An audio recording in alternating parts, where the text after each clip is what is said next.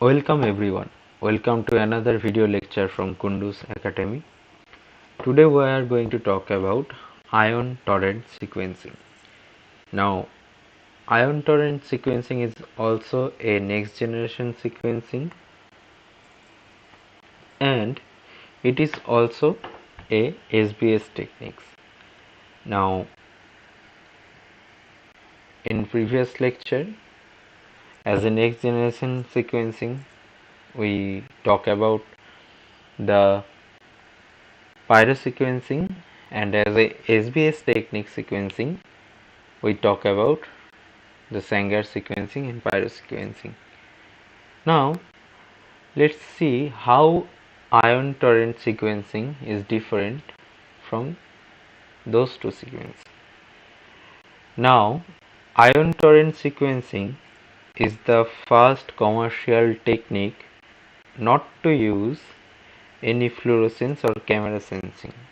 What that means? That means without detecting any color or light or fluorescence, it can sequence or it can deliver signal of incorporation of any DNTP in our target DNA.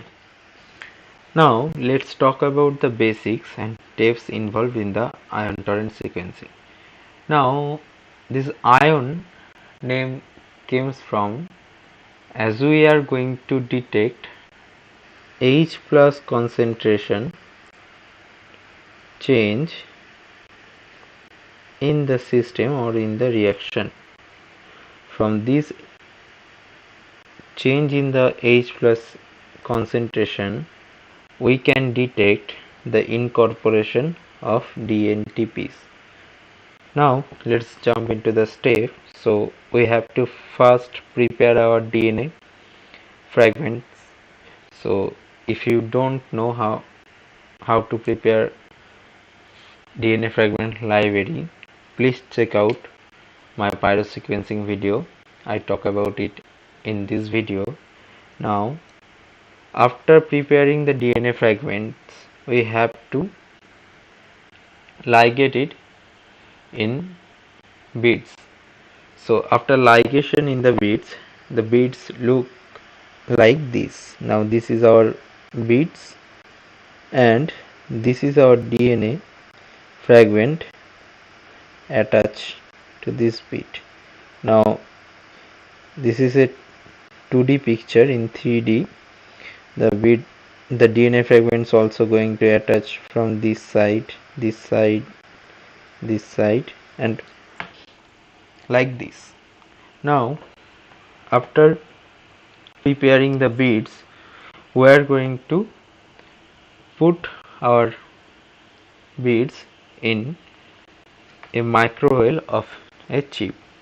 Now in ion torrent sequencing we use semiconductor chip.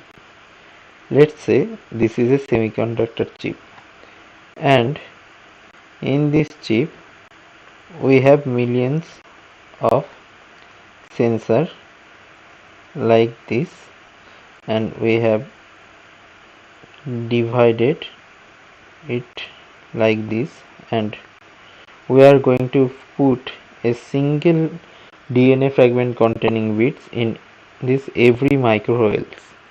Okay, now DNA bits loaded in the microwells.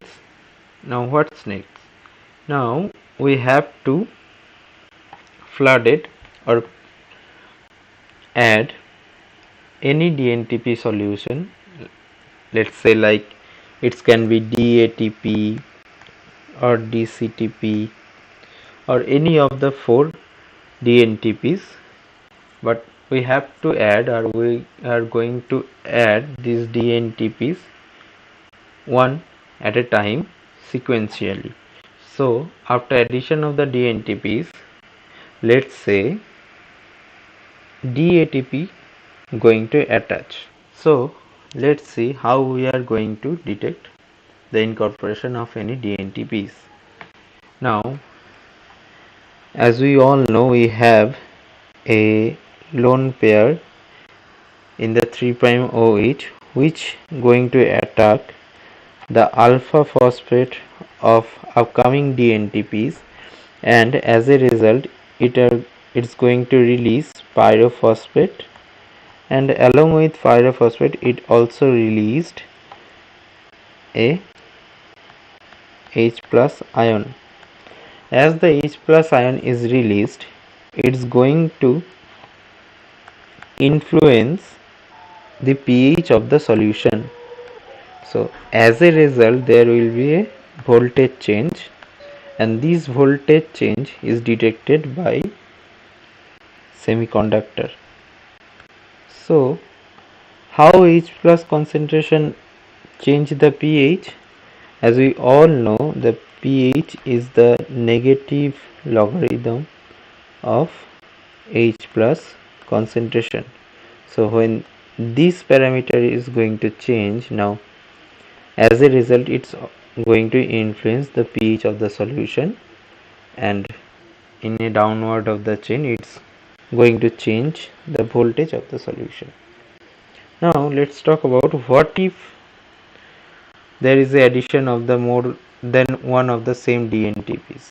So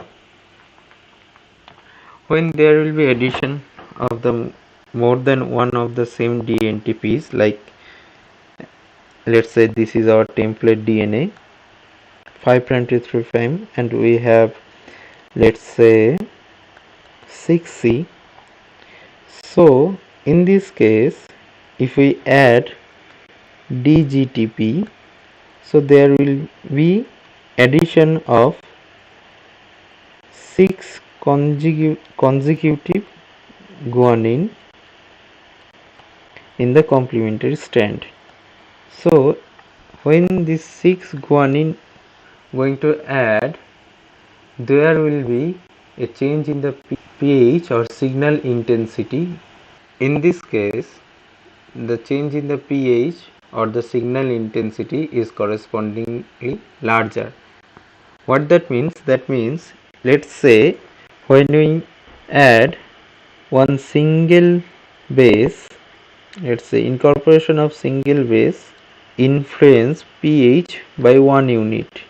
So incorporation of 6 base going to influence the pH by 6 unit. Now let's talk about the benefits of ion-torrent sequencing. Now ion-torrent sequencing is much faster and it's also cheaper than Sanger sequencing and pyrosequencing. How? Because it can detect the incorporation of DNTPs in millions of DNA template at a time, and it can detect the incorporation of DNTPs or single DNTPs in a template in just 4 seconds. Now it's also come with some drawbacks, that is we have difficulties when the incorporation of same nucleotide over 8 times. Let's understand it with an analogy. Let's say we have 2 bags. Okay, bag 1, bag 2. In those 2 bags, in first bag we have, let's say, 6 blue balls, and in second bag we have, let's say, 100. Now someone add 1 ball each in both these bags. It's the addition of 1 bag. Now let's say in which bag we can find the change in the number of balls very easily. Obviously this one. So that's the problem. We face difficulties when the incorporation of same bases cross the 8 times, and the second drawback is it has shorter read length than Sanger and pyrosequencing.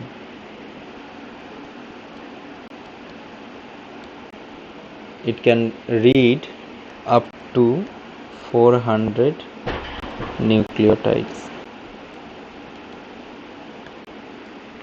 Thank you for today. That's it.